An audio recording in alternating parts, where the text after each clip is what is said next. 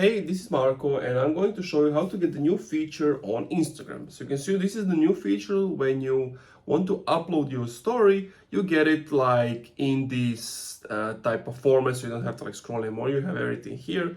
So basically to do that, you have to go to your settings, so settings, then go to general.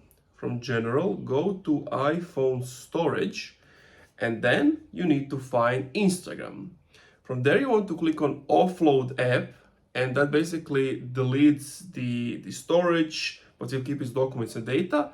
And once it's done, you just click on reinstall app and it's going to reinstall the app again. And of course, another way to check, to fix it, is to go to the App Store, go to search and just type in Instagram. And let's find Instagram. As you can see, it says open on mine, but if you were to have it like on update, make sure that it's updated and that you can get this new feature.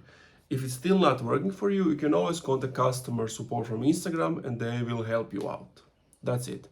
If this video helped you out, please subscribe, leave a like, comment, and if you're interested in Shopify, you can get it for only $1 your first month.